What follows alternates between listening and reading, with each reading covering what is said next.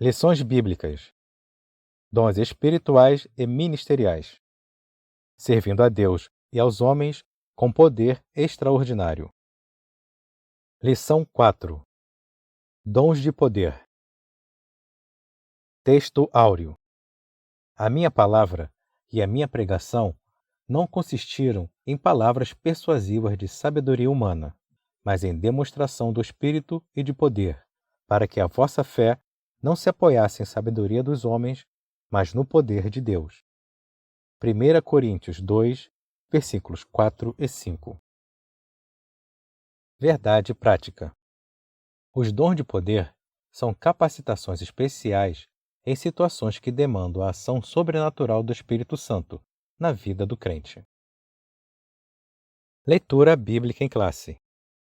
1 Coríntios capítulo 12, versículo 4 e versículos de 9 a 11. Ora, há diversidade de dons, mas o Espírito é o mesmo.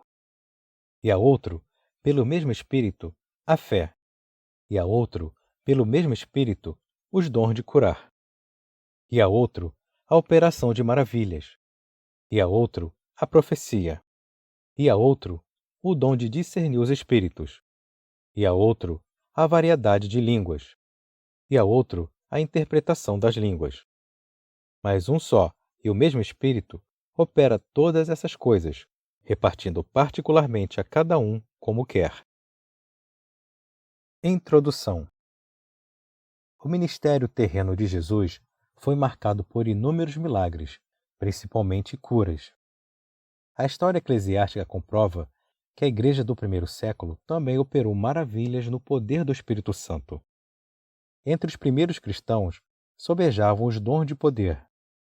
Se Jesus não mudou e os dons espirituais são para a igreja de hoje, por que atualmente não vemos as manifestações dos dons de poder em nosso ambiente com mais frequência? Será falta de conhecimento a respeito do assunto? Ou será por causa do mau uso que alguns fazem das dádivas divinas? Nesta lição, estudaremos a respeito dos dons de poder. Veremos como eles são necessários à vida da igreja. Se você deseja recebê-los e usá-los para a glória do nome do Senhor, proporcionando a edificação da igreja, busque-o com fé em oração. Ponto central. Os dons de poder servem para confirmar uma mensagem de poder. Tópico 1. O dom da fé. 1. O que significa fé? Na Epístola aos Hebreus, lemos que a fé é o firme fundamento das coisas que se esperam e a prova das coisas que não se veem. Essa é a definição bíblica sobre a fé, pois mostra total confiança e dependência em Deus. Aprendemos com o texto do capítulo 11 de Hebreus, conhecido como a Galeria dos Heróis da Fé, que Deus é poderoso para fazer todas as coisas, sendo a nossa fé em Deus fundamental para as operações divinas entre os homens. 2. A fé como dom. É distinta daquela que recebemos por ocasião da nossa conversão, a fé salvífica. Igualmente, se distingue da fé evidenciada como fruto do Espírito. O dom da fé é a capacidade que o Espírito Santo concede ao crente para este realizar coisas que transcendem a esfera natural da vida, objetivando sempre a edificação da igreja. De acordo com o teólogo Stanley Orton, esse dom é uma fé milagrosa para uma situação ou oportunidade especial. 3. Exemplo bíblico do dom da fé. Quando guiou o povo de Israel na saída do Egito e se aproximou do Mar Vermelho, já na iminência de ser destruído por Faraó, Moisés disse: Não temais, estai quietos e vede o livramento do Senhor, que hoje vos fará. Porque aos egípcios, que hoje vistes, nunca mais vereis para sempre. O Senhor pelejará por vós, e vos calareis. Moisés viu pela fé o livramento do Senhor antes de o fato acontecer. Esta é uma boa mostra bíblica do exercício do dom da fé. Síntese do tópico 1. O Espírito Santo concede ao crente o dom da fé, para que ele possa realizar coisas que transcendem a esfera natural, visando a edificação da igreja. Tópico 2. Dons de curar. 1. O que são os dons de curar? São recursos de caráter sobrenatural para atuarem na cura de qualquer tipo de enfermidade. Por isso, a expressão está no plural. Deus é quem cura. Ele concede os dons segundo o conselho da sua vontade, sabedoria e no momento certo. No Antigo Testamento, o Todo-Poderoso se manifestou ao povo de Israel como Jeová Rafá, o Senhor que sara. A concessão desses dons à Igreja deve-se à necessidade de o Evangelho ser anunciado como uma mensagem poderosa ao não crente, que outrora não tinha fé, mas que agora passou a crer no Evangelho, arrependendo-se dos seus pecados. 2. A redenção e as curas. Apesar de o crente ser redimido pelo Senhor, através da obra expiatória efetuada por Jesus na cruz do Calvário, ele, o crente, ainda aguarda a redenção do seu próprio corpo. Quando o apóstolo Paulo tratou dos males que afligem a criação como resultado do pecado da humanidade, escreveu que, não só ela, mas nós mesmos, que temos as primícias do Espírito, também gememos em nós mesmos, esperando a adoção, a saber, a redenção do nosso corpo. Enquanto não recebermos o nosso corpo imortal e incorruptível, estaremos sujeitos a toda sorte de doenças. 3. A necessidade desses dons. Os dons de curar são necessários à Igreja da atualidade.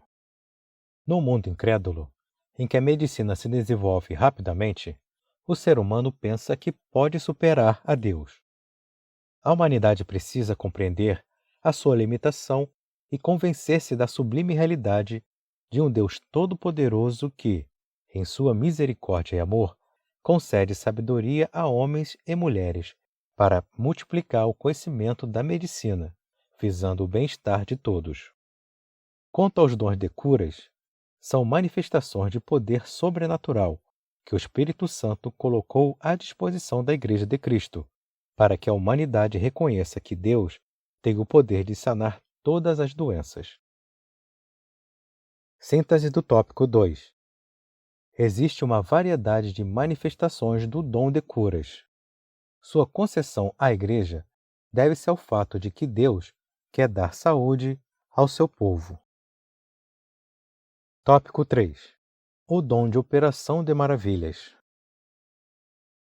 1. O dom de operação de maravilhas. Este dom realiza obras extraordinárias além do poder humano. O dom de operação de maravilhas altera a ordem natural das coisas consideradas impossíveis e impensáveis. 2. Exemplos bíblicos. O ministério terreno de Jesus foi marcado por operações de maravilhas. O bom mestre repreendeu o vento e o mar, e estes logo se aquietaram. O nosso Senhor atestou por muitas vezes o seu poder sobre a natureza criada para sua glória. Podemos destacar outros exemplos de operação de maravilhas no ministério de Jesus: a ressurreição do filho da viúva de Naim, a ressurreição da filha de Jairo, a ressurreição de Lázaro, morto havia 4 dias. Nosso Senhor tem todo o poder sobre a morte, pois para ele nada é impossível. Nosso Deus não mudou. O Pai Celestial deu dons à sua Igreja, a fim de que ela atue no mundo moderno, com poder e graça. 3. Distorções no uso dos dons de curar e de operação de maravilhas.